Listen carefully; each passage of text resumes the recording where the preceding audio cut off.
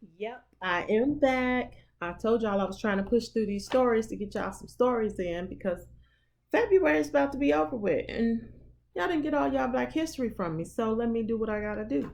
In the meantime, while I'm flipping through pages, I need y'all to hit that little thumbs up. Y'all see that little thing look like that? Go ahead and hit that. Right there, go on and hit it. I'm waiting for y'all to hit that though. Hit that and then yeah, let us know that y'all like it, and I'm gonna go ahead and begin the next stories. Oh, by the way, this is Ortiz, and he's hanging out with us, and he's going to check out what we got this time. All right. So the next stories we're gonna read upon is Duke Ellington. I don't know if you guys heard about Duke Ellington. Pretty cool guy. All right, he's a composer, a band leader. He was born in 1899, but he could live quite a while. He passed away in 1974. Let me show y'all how Duke Ellington looked. Duke Ellington was kind of fly. I know y'all don't think so. He's kind of fly dude. All right. Okay. Edward Duke Edward Ellington, known as the Duke, started playing the piano as a 7-year old. And by the time he was 17, he was working as a professional musician. Did y'all hear what I just said? Why y'all acting like y'all don't know how to do something? Come on. I need y'all to use them skills. Y'all very creative, and I need y'all to use that. You guys can learn stuff on your own. I'm telling you, y'all gifted and y'all don't know it because you don't use it. You don't know until you try. All right, moving right along.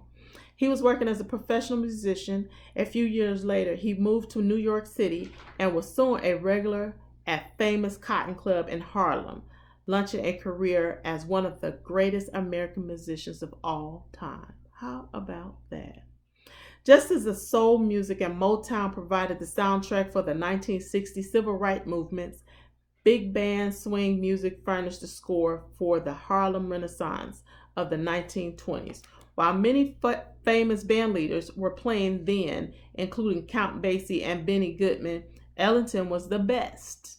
All right, a pianist and an orchestra leader.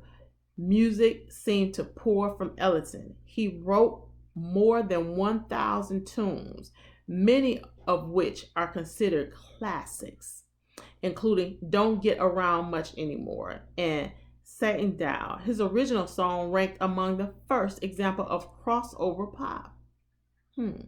They captured the essence of the black experience, but were also irresistible to white audience. Unlike other band leaders who wanted their musicians to meld their sounds together, Ellington was famous for writing music to highlight individual artists. He liked to feature people with unique styles and constantly rewriting even his biggest hits. Ellington received many honors, including 11. I did say 11, all right? Catch that number. 11 Grammy Awards, 13 Grammy Hall of Fame nods, the Presidential Medal of Freedom, and a Pulitzer Prize special citation, and was inducted into the Songwriters Hall of Fame. But Sir Duke's legacy is bigger than any award. Whenever swing or big band music is mentioned, Ellington's name leaped to mind, as he is the embodiment of jazz. Okay, so I want you guys to understand. This guy right here was just 7 when he started writing. He started playing the piano. By 17, he was a bad musician. This guy won a lot of awards and got a president. That's a big medal to win to get from the president. All right.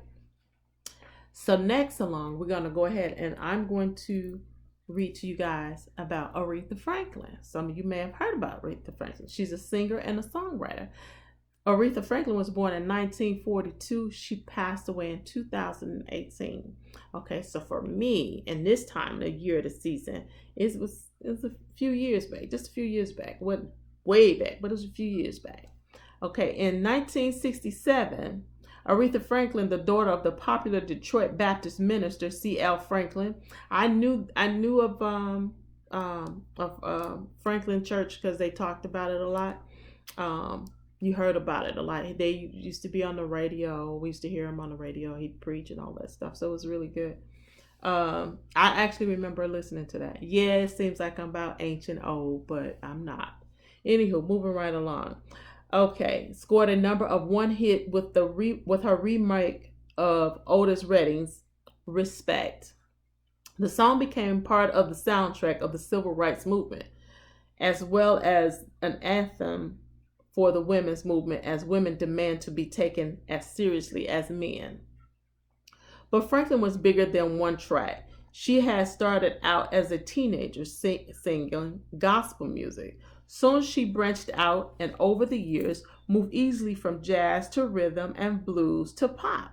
At the Grammy Awards in 1998, she stepped in at the last minute for a sick opera star and dazzled the audience with her performance.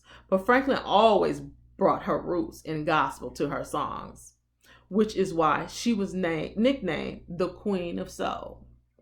Franklin was a big supporter of the civil rights movement, one time going on tour with other artists to help raise money for the cause. She sang at the memorial service of Martin Luther King Jr., who was a friend of her father's. She also sang at the inauguration of the first Black president, President Barack Obama. In 1987, Franklin became the first female performer inducted. Again, y'all better catch this first stuff, okay? Performer inducted into the Rock and Roll Hall of Fame. Over her 6-decade career, she had more than 100 singles on Billboard charts, and 17 of them were top 10 singles. She won 18 Grammys and sold more than 75 million albums. Franklin was a musician. She could bang it out on the piano and sing opera as effortlessly as gospel. Few can match her 4-octave range or sustain a note on a song quite the way Franklin did. All hail to the Queen. All right, so that's Miss Aretha Franklin for you guys right there. And yes, she was born in Michigan, and yes, Detroit. That's where I grew up at, and that's where I was born.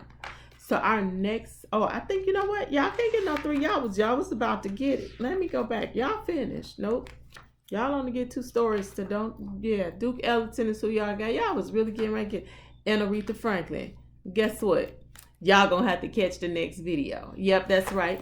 Again, this is a book, The Fierce 44, The Black Americans Who Shook Up the World. I need y'all to go ahead and hit that like button. Go ahead and subscribe to our channel. Hit that bell, right? Because if you hit the bell, you're going to automatically know that I'm giving you a story.